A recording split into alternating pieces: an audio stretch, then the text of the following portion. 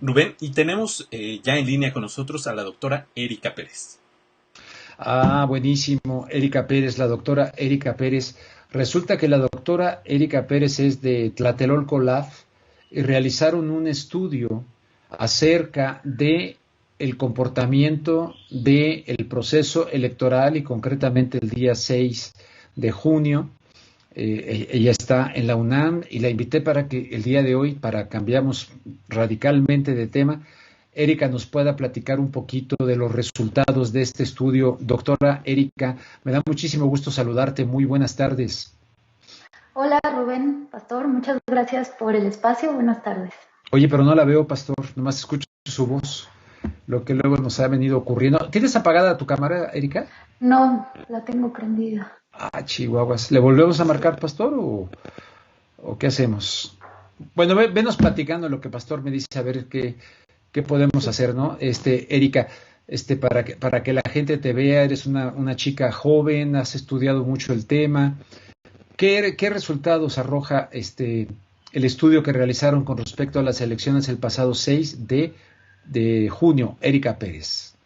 Sí, gracias Rubén. Pues en realidad ahora los estaba escuchando lo que comentaban antes y gran parte del interés del Tlatelolco Lab está relacionado con lo que decías, es decir, con la forma en la que se construyen ideas y relatos que se dan por hechos se visten de un halo de verdad y que Sí, llegan a ser incuestionables, ¿no? exacto. Y en este proceso los medios son un factor determinante, los medios y recientemente las plataformas Sí, digitales, ¿no? sí. Desde el Tlatelolco Lab, que es un proyecto del Programa Universitario de Estudios sobre Democracia, Justicia y Sociedad que dirige John Ackerman en la UNAM, estamos interesados en este tipo de fenómenos, de cómo los fenómenos sociales están atravesados por las redes, los medios, y cómo y la voz de la ciudadanía, cómo queda en medio de estas disputas.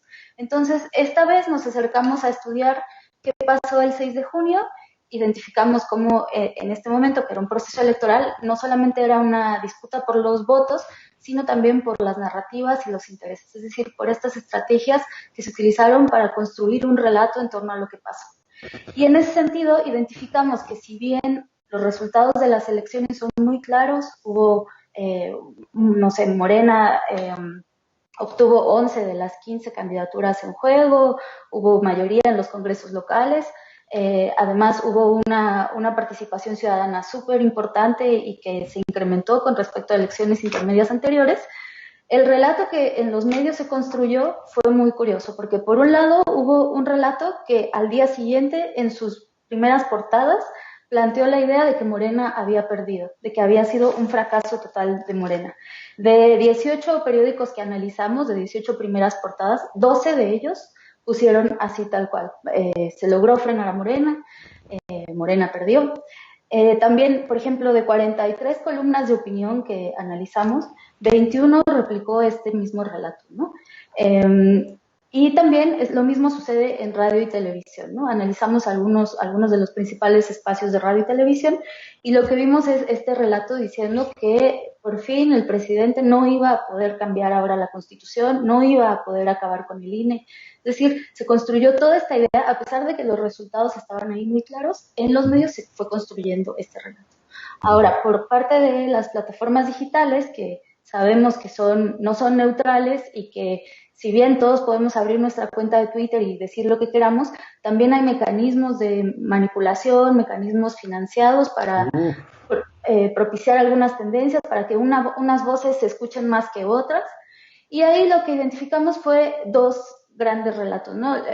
Pues por un lado, hashtags asociados a mensajes asociados a hashtags, por un lado, anunciando el triunfo de la oposición y por otro lado, el triunfo de la llamada 4T. Ahí vimos como una polarización, digamos, ¿no? En las sí. plataformas digitales. Mientras que, por ejemplo, en YouTube es un espacio, hemos visto en este estudio y en otros estudios que hemos hecho, hemos visto que YouTube es un espacio mucho más plural. En YouTube no se ve esta gran polarización, ¿no? Se ven voces mucho más plurales que dan visiones más críticas, si bien desde la izquierda o desde la derecha, pero se oyen muchas más voces que las voces que se reflejan en Twitter, por ejemplo. Entonces, a grandes rasgos es lo que hemos ido analizando cómo en torno a las elecciones se construyeron distintos relatos, se posicionaron distintos actores, que detrás de ellos hay intereses. Y bueno, destacar también que en este escenario complejo de relatos están también la voz de la ciudadanía, ¿no? Que esa voz es la voz más plural, la voz más diversa y que responde a una cultura política mexicana que es diversa, ¿no? Y que más allá de esta narrativa que se quiso imponer de que las elecciones eran un voto entre democracia y dictadura o democracia y autoritarismo, en realidad los ciudadanos hacen una lectura mucho más compleja de la realidad y votan y le dan un sentido a su voto o a su no voto, que es mucho más complejo de lo que los medios nos quieren como mostrar. Oye, y dentro de este estudio, Erika, estoy hablando con la doctora Erika Pérez de Tlatelolco Lab, y esta investigación de la UNAM, de este programa que dirige el politólogo, abogado, en fin, John Ackerman. Dentro de esto, ¿hay algo preocupante con respecto al crimen organizado, al narcotráfico o no? Encontramos, una de las cosas que encontramos es que hubo, si bien fue una elección en general pacífica, sí hubo varios incidentes y presencia de acciones violentas. Una de las que se notó más fue la de Tijuana. En Tijuana, en algunas de las casillas aparecieron restos humanos, bolsas con restos humanos. Hubo presencia de personas armadas, también en el Estado de México, en Oaxaca. Y bueno, eso es una realidad que no se puede obviar, ¿no? Que está presente en nuestro país y que se vio en estas elecciones, ¿no? No fue la excepción. Sin embargo, si lo vemos de manera general, pues fueron unas elecciones que ocurrieron en términos generales de manera pacífica, pero sin dejar de señalar esos momentos violentos, ¿no? El comportamiento del Instituto Nacional Electoral y de las diferentes aparatos electorales estatales, ¿cómo fue? Ahí es muy interesante porque si bien durante toda la elección el INE ocupó un lugar protagónico, es decir, el INE más que un árbitro durante todo el proceso electoral, las campañas, fue un actor político que de algún modo estaba presente y algunas voces dentro del INE ocupaban mucho más, tenían mucho más resonancia que otras y, no sé, por ejemplo, los consejeros que presentaban sus libros, hacían giras de prensa para presentar sus libros durante el proceso electoral, es decir, hubo una presencia del árbitro que desde nuestra perspectiva en el Tlatelolco Lab vimos que no se limitó a ser árbitro, ¿no? Hubo una presencia mucho más activa. En el caso del 6 de junio, pues sí, ahí ya no se ve que ocupen un espacio más allá de lo que, pues, de sus funciones, pero la prensa, en cambio, sí colocó al INE como el ganador. Hubo un relato también de que el que ganó fue el INE. Y es curioso porque pues reproduce esta idea de que el INE es un jugador y no un árbitro. Es como si en el fútbol se dijera ganó el árbitro, ¿no? Ganó la FIFA, ¿no? Bueno, siempre sí, gana sí. la FIFA.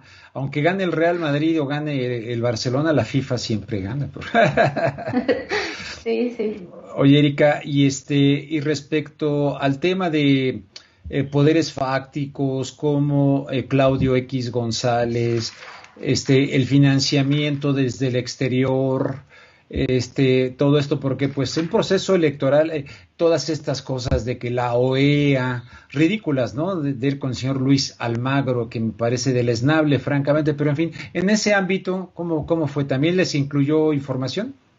Sí, nosotros estábamos muy atentos cuando se acercaban las elecciones y ya sabíamos que íbamos a hacer este estudio y identificamos algunas declaraciones desde la OEA y sabiendo lo que ha pasado en otros países, pues estábamos alertas. Finalmente no tuvo una presencia tan como identificable como en otros países. Sin embargo, sí, el ala empresarial y Claudio X González y todas las empresas que giran alrededor de sus intereses, sí estuvieron muy presentes. Fueron entrevistadas personas de estos grupos en distintos medios. En Facebook tuvieron una presencia importante también, analizamos Facebook, sus páginas estuvieron constantemente llamando al voto útil, llamando al freno, a la dictadura, al populismo, con todos estos términos que nos recuerdan pues 2006, ¿no? Incluso uno de los hashtags que se impulsó y que salieron ahí en nuestros análisis fue AMLO, un peligro para México, ¿no?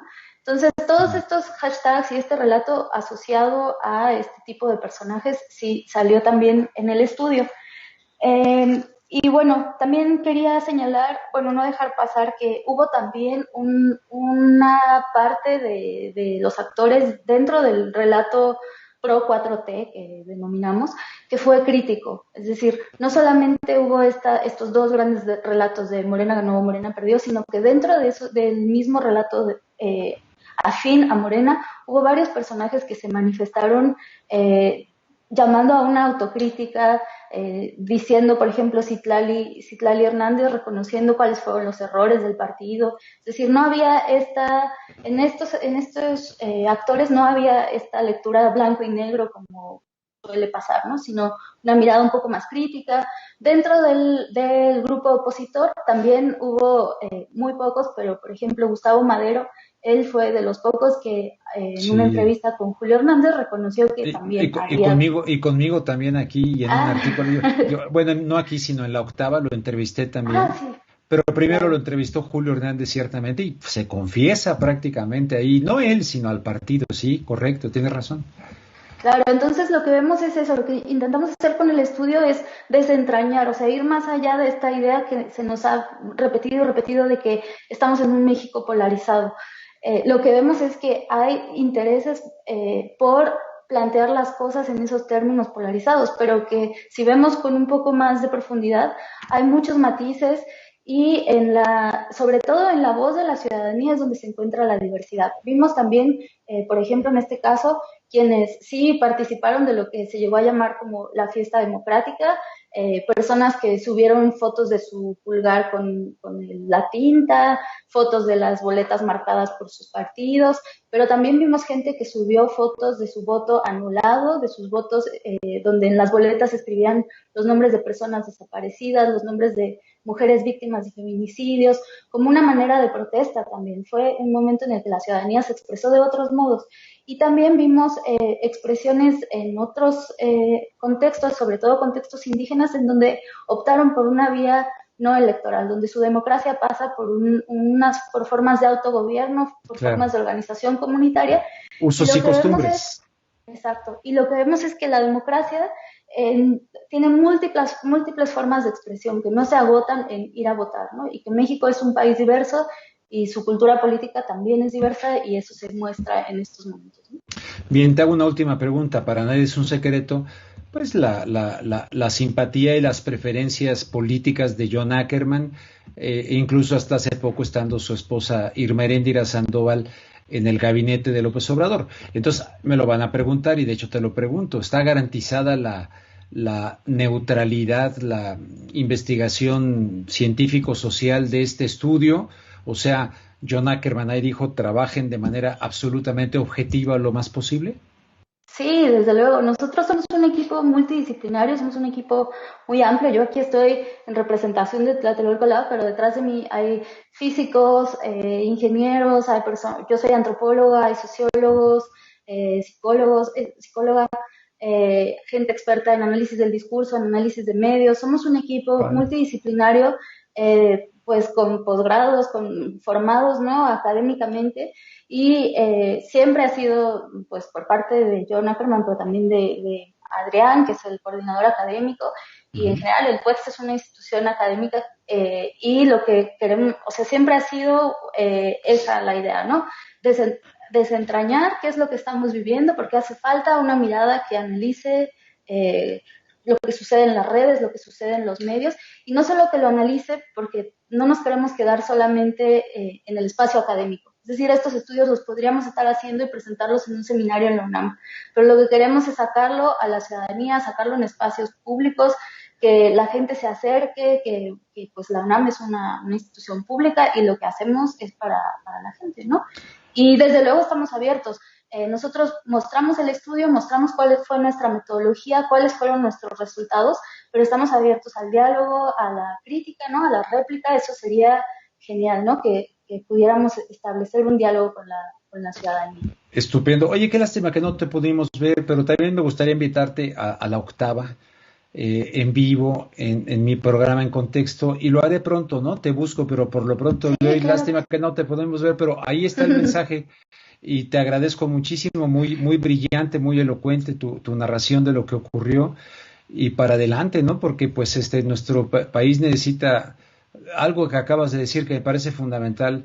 Quien crea que la democracia se termina con meter un voto en una urna, pues no.